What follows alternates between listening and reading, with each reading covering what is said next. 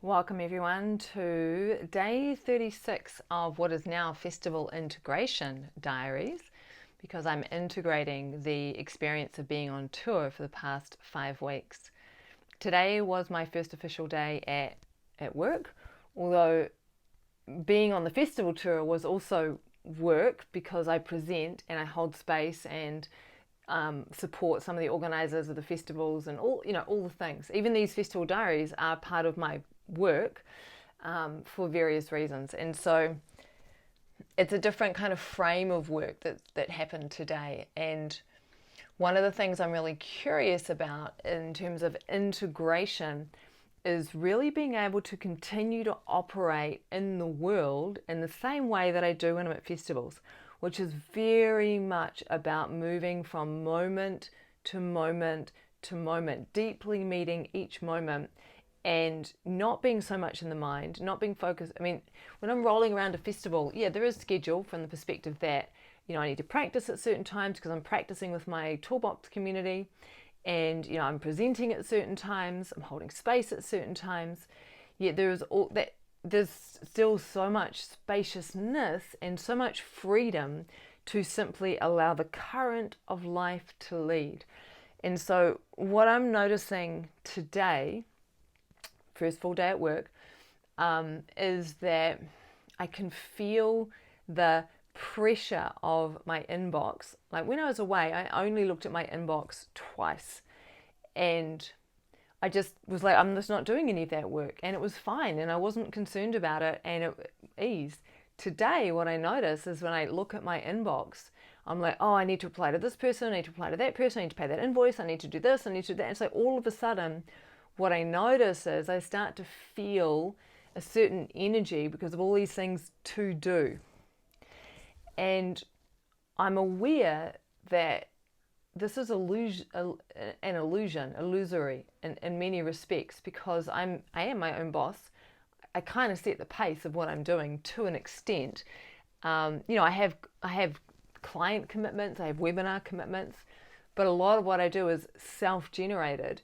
And so I'm getting really curious about the feelings that are arising and recognizing that those feelings themselves are coming from beliefs or ideas. And so what I'm doing is I'm noticing, right? So I'm aware of the thoughts and the feelings that are arising in my system. And from that awareness of the thoughts, awareness of the feelings, because I'm not then identified with them, I'm aware of them, there's way more capacity and ability to not believe in them and to not let them run me, so that I don't end up behaving from that place, because I want to move from this deep place of presence no matter what. So that's what I'm feeling into today. Like, it's already 20 past 6, and there's a part of me that's like, oh, I could just do another couple of hours of work, which is what I will often do. Is I'll sometimes work from 9 in the morning until 10 at night.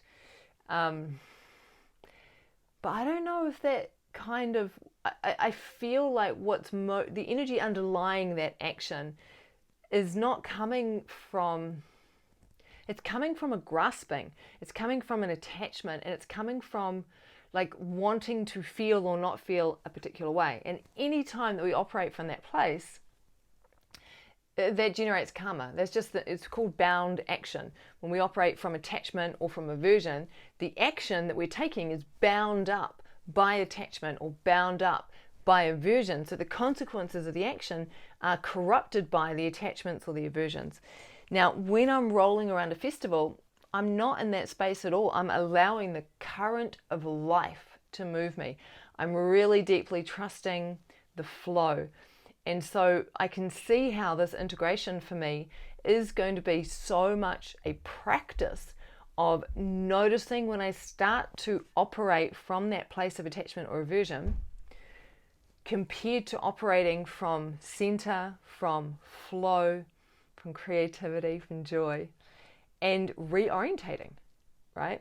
And this is a big part of the body of work that I offer, is one, building up our capacity to be aware of whatever's arising for us. And then out of building that capacity to be aware of what's arising, then we start to build the capacity to be more responsive rather than reactive to what's arising. And as we build that capacity to be more responsive, then the ability to make different choices starts to come in. And then as we're making different choices, the way that life is experienced begins to shift and change. And then what I find is that the arisings themselves, because we're not acting, I'll own it, because I'm not acting on what's arising and subsiding. So for example, not acting on this feeling of pressure.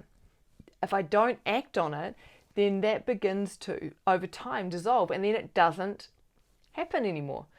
So this is going to be my practice for the next while. And what I'm noticing is, like, when I was feeling into doing these diaries today, part of me was like, oh my God, it's so much work. I don't want to do it. I don't want to keep showing up. It's really exposing. I feel so vulnerable. Why do I even have to do it? And then when I felt into it, I was like, oh, there is an accountability piece here where showing up, it's like it provides a container where I reflect and contemplate, and then also get really clear on how I want to show up. And then that creates accountability.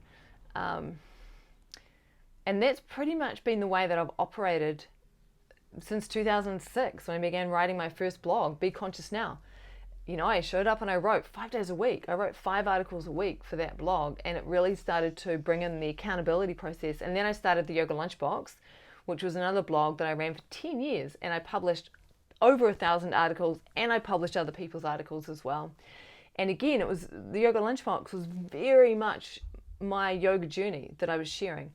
And so now when I look at what I'm sharing, I feel like I'm sharing my journey on the path. It's what I've always been doing, just in different ways. And this is how I operate. This is how I operate as a guide on the path, is that I share my own journey, which then people can see themselves in.